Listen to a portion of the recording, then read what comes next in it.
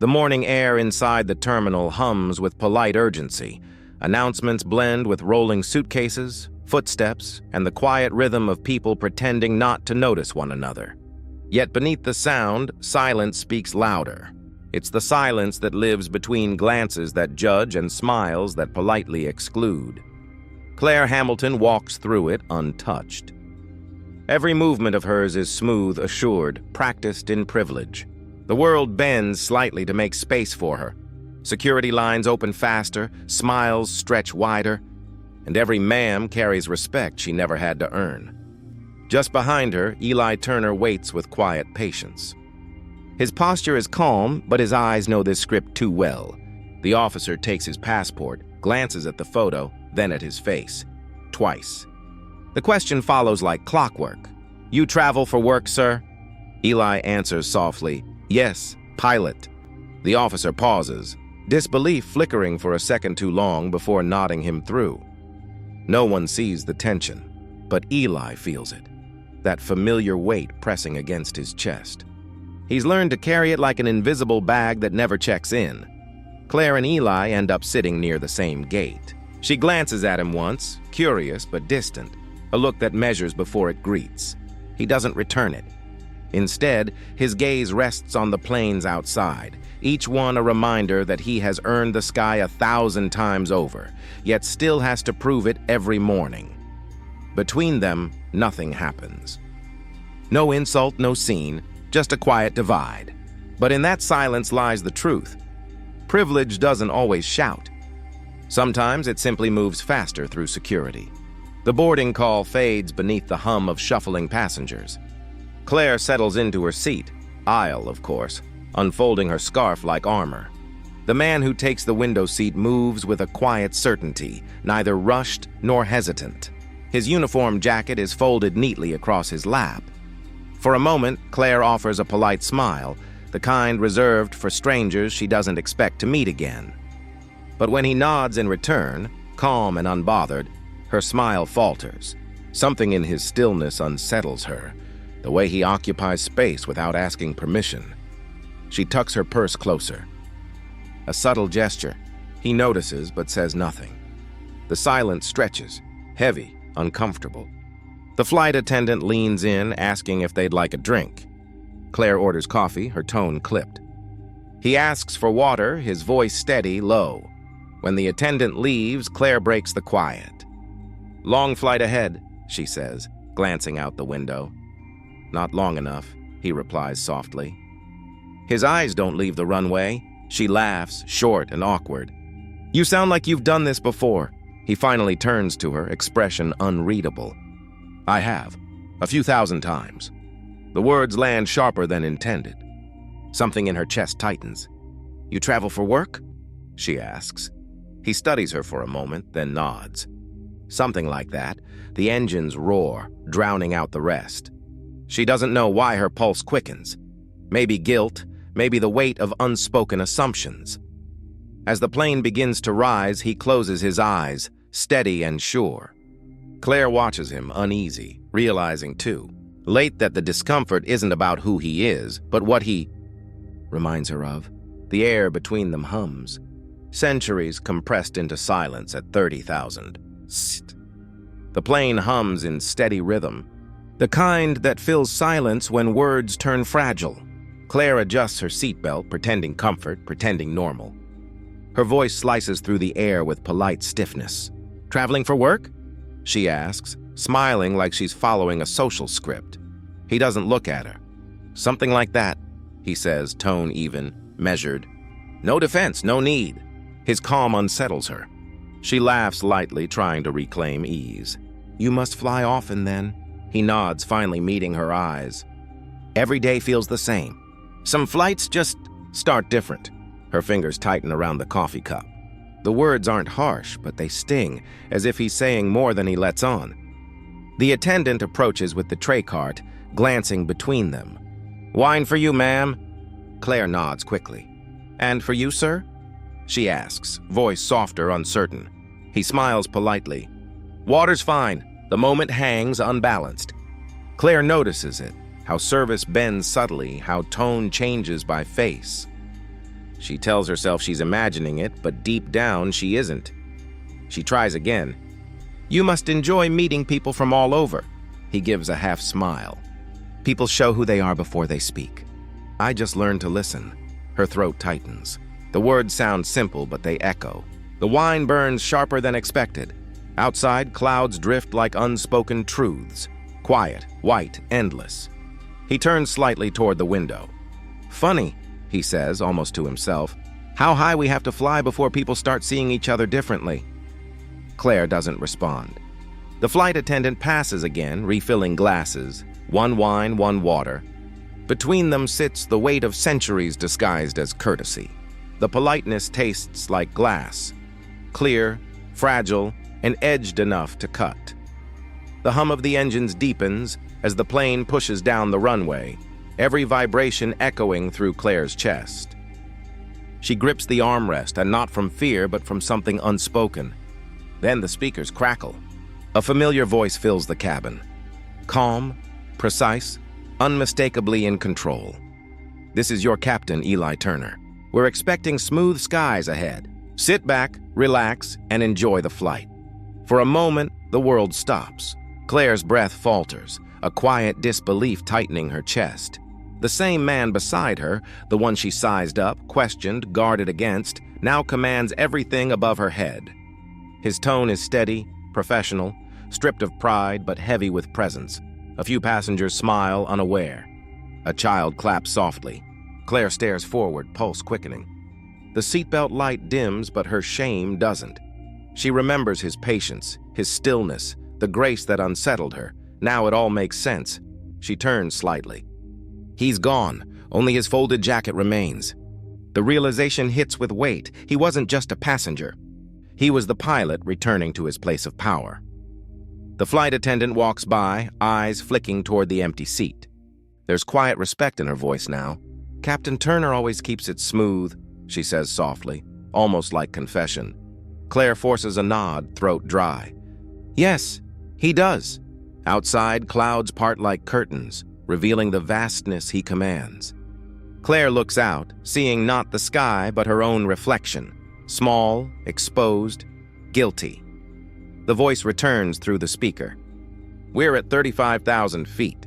She exhales, realizing altitude doesn't change the view, only perspective does.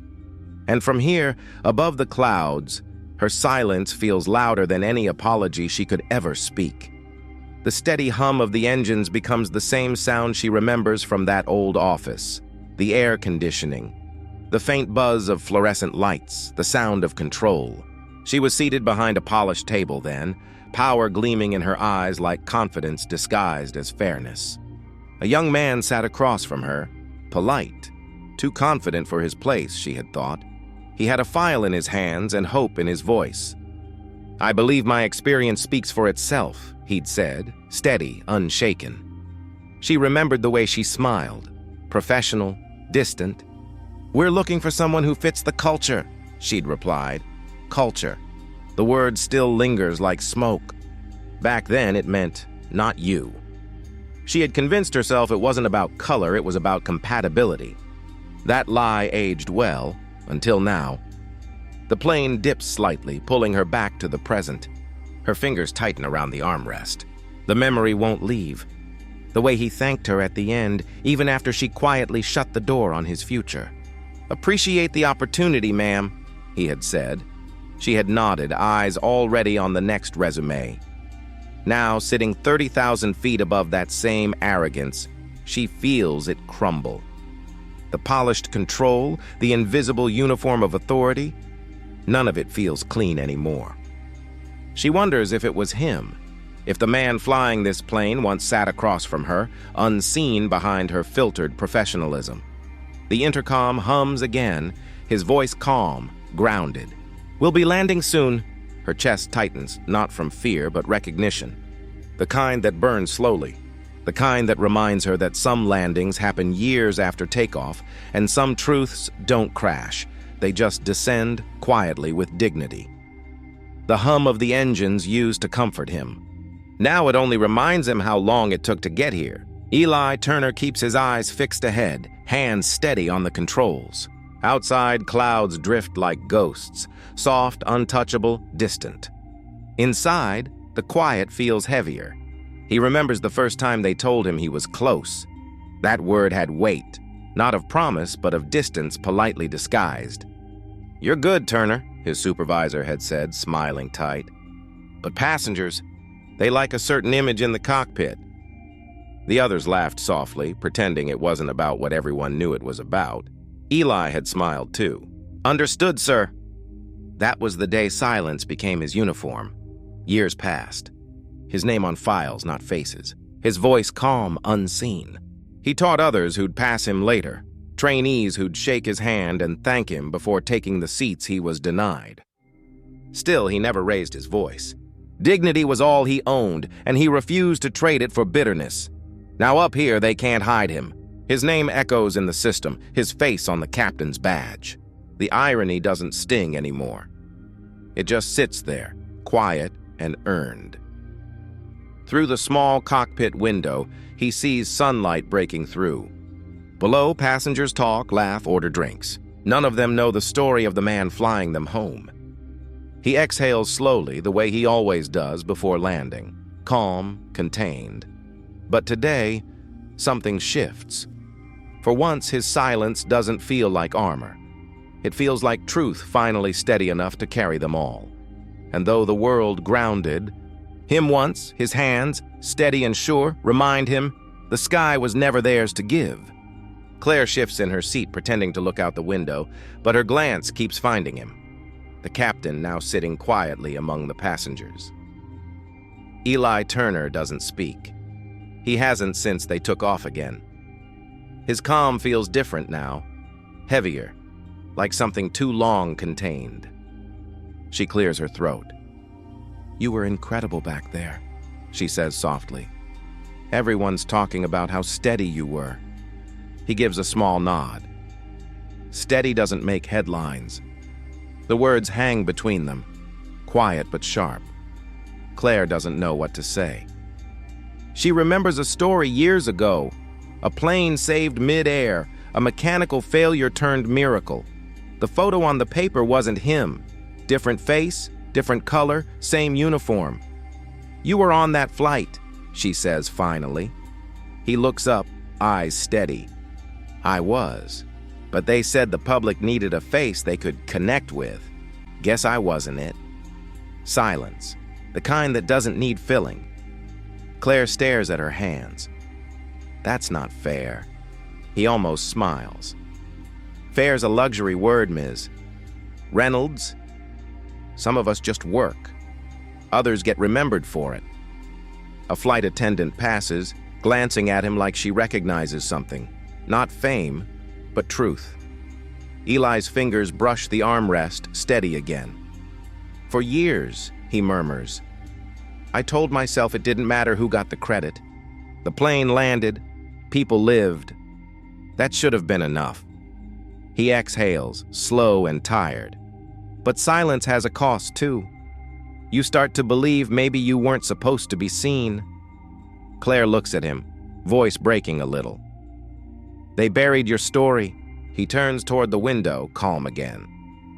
"Maybe, but I'm still flying. And that's one thing they can't write over." The engines hum, steady, unbothered, like truth refusing to crash. The cabin trembled as the seatbelt light blinked on, and a ripple of unease passed through the passengers. Claire's fingers dug into the armrest, her knuckles white. The storm outside wasn't the only one she felt. Lightning cracked, briefly revealing Eli's reflection in the cockpit door. Calm, focused, steady. "Everything's under control," his voice came over the speaker, low and firm. "We'll ride through this together."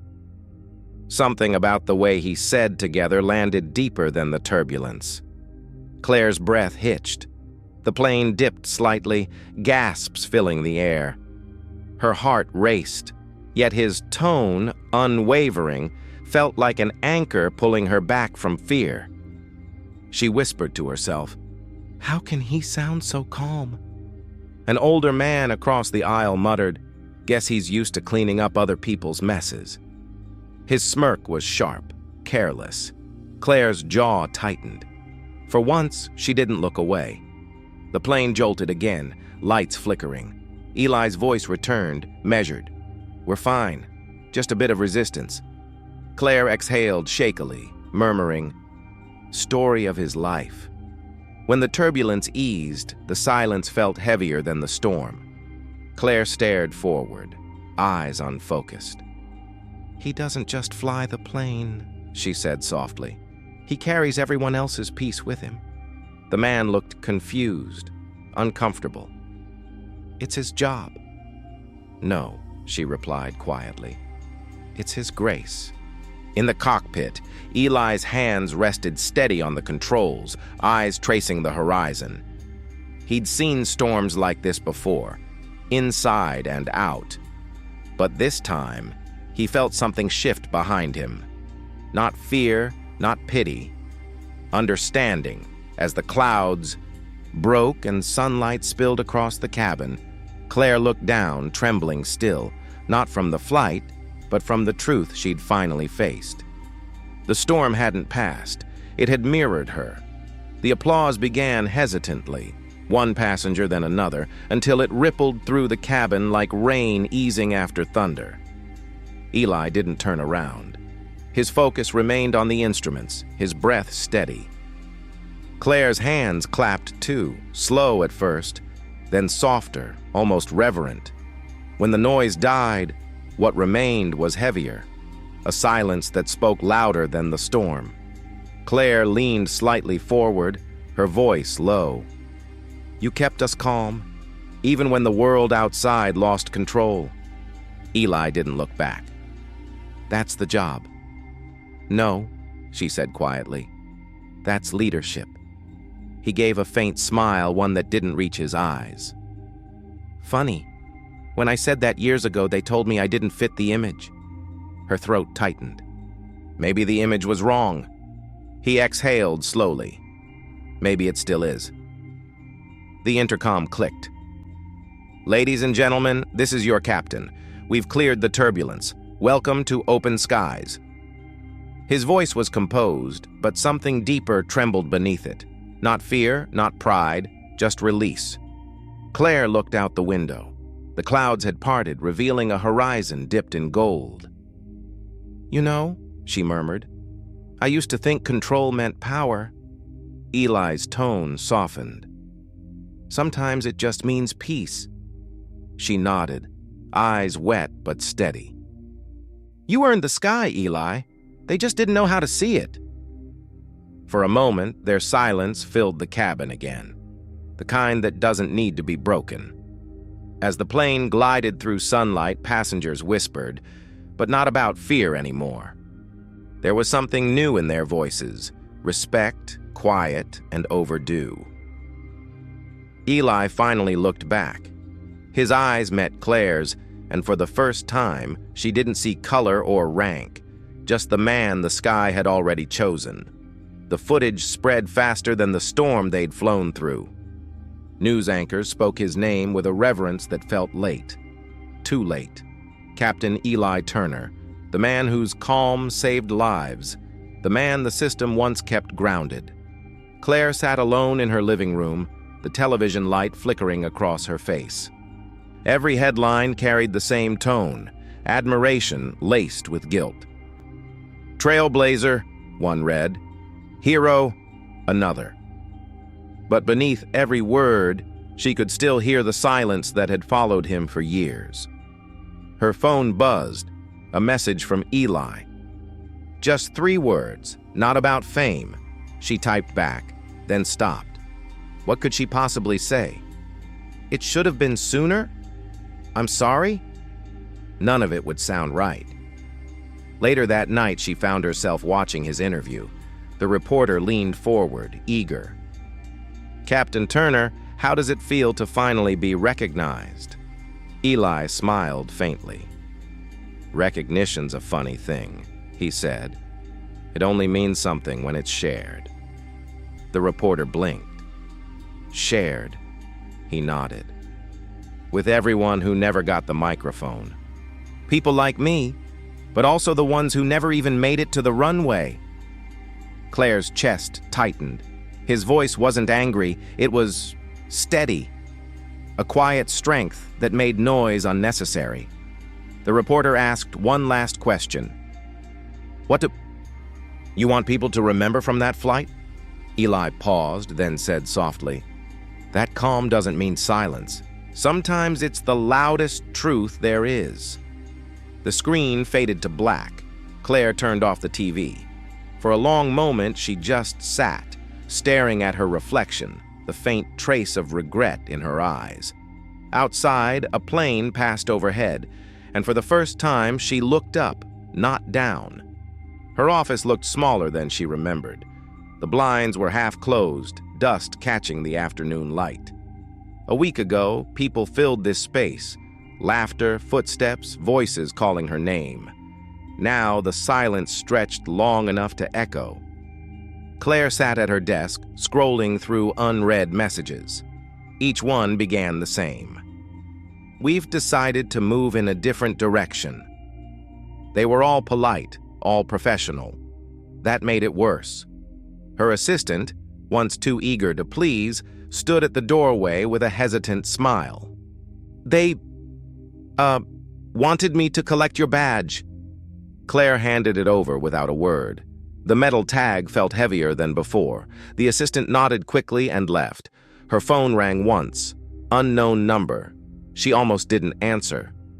Claire. It was Eli's voice, calm, measured, the same as it had been on the plane. She froze. "You don't have to call," she whispered. "I didn't call to talk about the past," he said. "Just wanted to say I hope you find peace." The line went quiet. She could hear faint wind on his end, maybe from the airfield. "Eli?" she murmured. "They're not saying anything. No one's saying anything." "That's the thing about silence," he replied. "It's not always punishment. Sometimes it's reflection." He didn't wait for a response. The line clicked. Claire looked around her office. The awards, the framed certificates, the photo of her shaking hands with men who now avoided eye contact. She turned the picture face down. For the first time, she didn't feel angry. Just small. Forgotten, maybe. The silence returned, thick and still. She realized then this was her verdict. Not shouted, not written, just quietly lived. The hangar smelled of fuel and sunlight. Metal glinted in the distance where the young cadets lined up, eyes fixed on Eli. His voice carried calm authority. Nothing like the man who once stood silent while being judged for his place. "Check the flaps before you check your fear," he said, adjusting a student's grip on the controls. "A plane only rises when everything works together. Remember that." The cadet nodded. A boy barely 19, dark-skinned, nervous but proud. Eli watched him taxi the plane toward the runway, wind pushing against his jacket. For a moment, he saw himself, the same uncertainty, the same hunger to be seen. Behind him, a voice called out softly, "Captain Turner." It was Rosa, one of the new instructors. "You've got visitors from the academy. They said they wanted to observe diversity in training." The sarcasm in her tone was gentle but sharp. Eli smiled faintly. "Let them observe. The sky doesn't check resumes." Rosa's laugh was brief, almost disbelieving. "You really forgive them?" He paused, eyes following the cadet lifting into the air. "Forgiveness isn't for them," he murmured. "It's for the ones watching who still think they can't." The roar of the plane filled the space, pure, endless sound. The students clapped as it climbed higher, a fragile speck cutting through the blue. Eli looked up, hand shading his eyes. The sun burned bright, but it didn't blind him anymore. "They told me I didn't belong here," he said quietly, half to Rosa, half to the sky. "Now I build wings for others." For a while, neither spoke. Only the hum of engines remained, steady, proud and endless, like the sky itself remembering his name.